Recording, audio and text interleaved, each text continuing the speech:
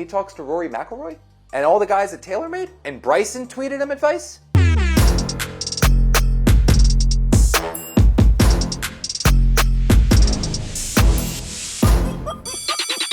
We are back. It is the sophomore season of Jets class. We're so pumped to have you guys joining us. Once again, there is so much on tap here as we kick off season number 2.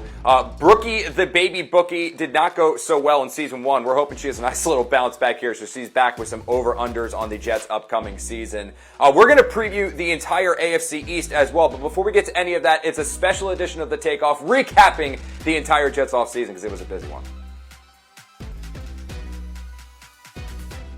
Let's start it all by addressing the elephant in the room. Last year, it was an utter disaster for the New York Jets. They thought they were a Super Bowl team. They knew they were a playoff team, and all of those aspirations, hopes, and dreams, they went up in smoke 4 plays into the season when Aaron Rodgers ruptured his Achilles tendon. But all those problems of yesteryear, they're nothing one off season can't fix. So let's get into it right now, recapping everything that's been going on in Jetsland as fast as we can. And we're going to start with this. Zach Wilson, he is finally gone for the New York Jets. They actually have a reliable backup. It is Tyrod Taylor. Sorry, Giants, Connor. Back, though, is most of the brain trust. That's Joe Douglas. That's Robert Saleh. That's Nathaniel Hackett. The 49ers tried to steal Jeff Ulbrich as their own defensive coordinator, but he is back, too. The Jets massively improved their offensive line. Mekhi Becton, he's out. Laken Tomlinson, he's out. But they added Tyron Smith, Morgan Moses, John Simpson, and drafted Olu Fashanu with the 11th overall pick. The Jets signed Mike Williams to a 1-year deal. Sure, he's coming off an ACL tear, but Garrett Wilson finally has a reliable wide receiver, too, to play across from him. Oh, I got to speed this up. Okay, so the Jets let Bryce Huff go. That's bad news, but good news, they traded for Hassan Reddick. Bad news, he demanded a new deal. The Jets said no. He then didn't show up for OTAs, minicamp, training camp, skipped the preseason, and requested a trade. Lovely. Joe Douglas said they were not going to trade him, but no one actually knows when he plans on showing up. Robert Saleh, the eternal optimist, is confident he'll return at some point this season and play. Yay? Oh boy, okay, running out of time. Sauce Gardner learned to play golf. More on that later. Garrett Wilson walked the runway in an Adidas fashion show. Aaron Rodgers missed minicamp to go to Egypt, got into a Twitter fight with Jimmy Kimmel, almost ran for vice president. All right, stop the clock. I'm going to do this in 5 seconds or less. Aaron Rodgers is back. Aaron Rodgers is healthy. Does anything else really matter? It is time now for one of my absolute favorite segments. It is 4 Downs, and we're going to structure this one a little bit differently. We are going to rank the biggest threats to the Jets in the AFC East, starting with the least threat, making their way up to the biggest threat. Let's start it all off with first down. It's crazy to say this because of how dominant the Patriots have been the better part of the last 2 decades, but I don't think there's a worse team in not only the AFC East, but the entire AFC than New England. Drake May, high on him and his potential as a franchise quarterback, but there are far too many issues on this roster. They have no playmakers, bad offensive line, bad defense. The Jets should have absolutely no problem sweeping them this year.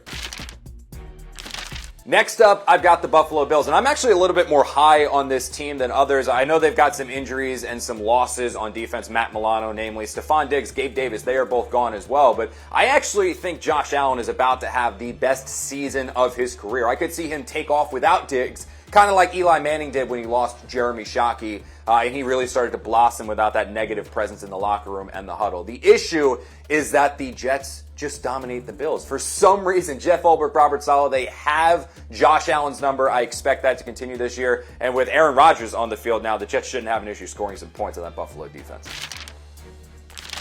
And the biggest threat to the Jets, it is the Miami Dolphins. I was not a believer in Mike McDaniel when he was hired. I was not a believer in Tua Tagovailoa when he was drafted. But those guys just seem to mesh so perfectly well together. And then you add A-Chain into the backfield with Mostert. Tyreek Hill might be the most dominant non-quarterback in the entire NFL. This team also, they seem to give the Jets fits. They've won 7 of their last 8 meetings. The only one that the Jets won was when Skylar Thompson was starting at quarterback. So I do believe that the biggest threat to the Jets in the AFC East, it is the Miami Dolphins. Although I will say they are a finesse team, and physicality like the Jets are usually ends up beating finesse when the weather gets a little colder.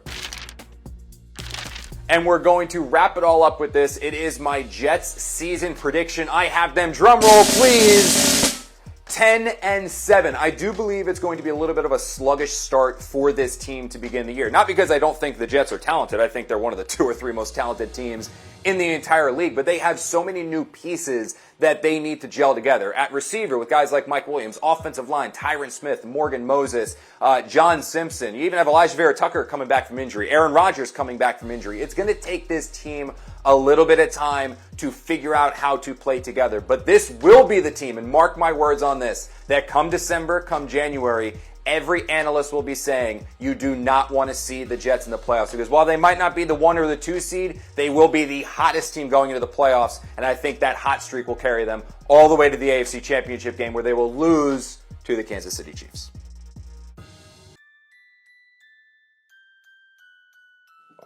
It is time now for my absolute favorite segment of the show. It is Brookie the Baby Bookie. Now, we're going to be honest, it wasn't a great first season for Brooke betting. It was also the first time she's ever bet a game. She went 2-6 all time, including 0-3 against the spread, but she's been studying the lines this offseason in between nap time and bedtime, really breaking down the books for over-unders in between her snacks.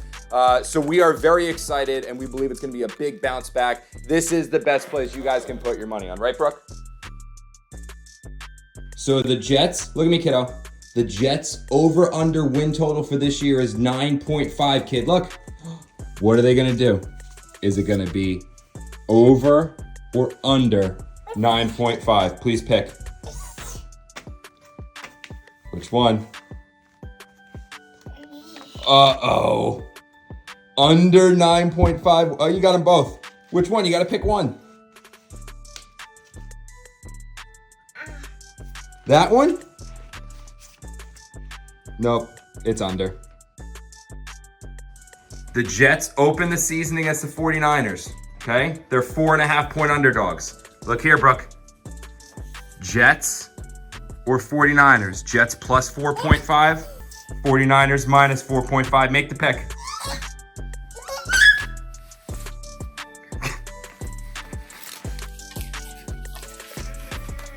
Again. All right, which one? You got to pick one. Which one are you holding? It is. Let's see it. Jets plus 4.5. Look, last one. Will the Jets make the playoffs? Yes or no? Please pick. Yes and no. Okay, that doesn't work. You got to pick one. Brooke. Brooke.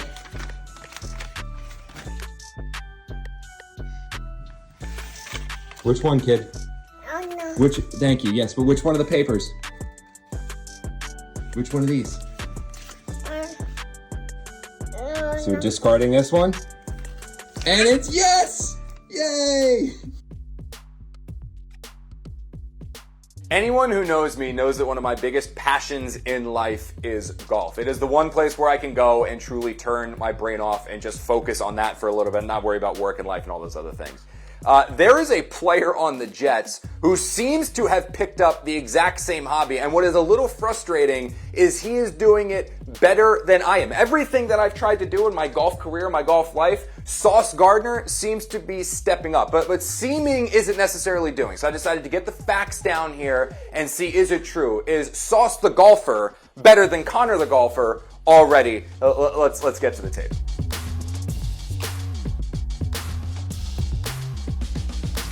All right, so I started playing golf in May of 2019. They built a Topgolf behind my best friend's house in Mount Laurel. We went over there, had a couple pictures, absolutely fell in love with the game, and guess what? 3 months later, after never holding a club before that moment, I broke 100. The 18th hole of Princeton, parred it with a nice little 5-foot slider. Never had a better feeling in my life to secure the 99. Again, 3 months after playing, breaking 100, I think that's pretty impressive. Let's see what Mr. Gardner did. So he started playing in May of 2024. Okay. He broke 100 on June 28th. That's May, June. That's 1 month. Oh.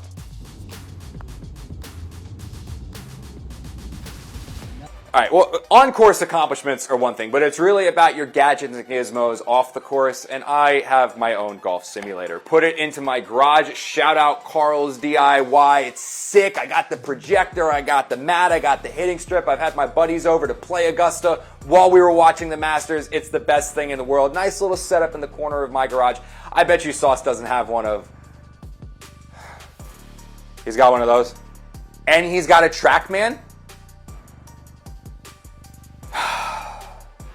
I mean, if Sauce is just getting going, we have. I like the possibilities.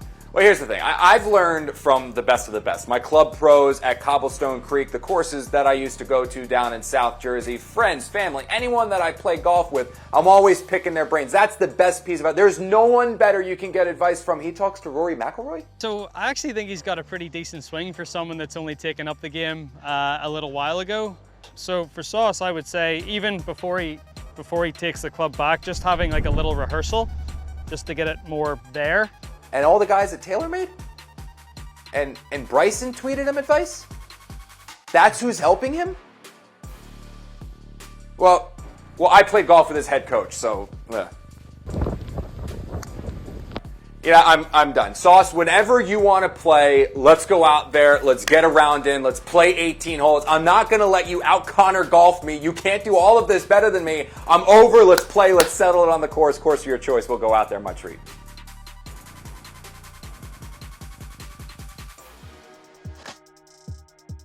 Yeah, I'm not going to lie. I'm still salty over that Sauce Gardner stuff, but still. Thank you guys so much for joining the debut episode of the second season of Jets Class. If you want to watch all the episodes of season 1 of Jets Class, you can across SNY's digital platforms. That is Facebook, that is SNY.TV, that is X, and that is YouTube. If you are watching us on YouTube, make sure you like and subscribe just to help spread us to more Jet fans. If you want more of me and the Jets pregame live crew, good news, we're coming your way Monday at 5 p.m. before the Jets take on the 49ers. I'll be in Santa Clara with Janae Coakley. So excited for that. It's going to be a huge game, and we hope you guys join us for it.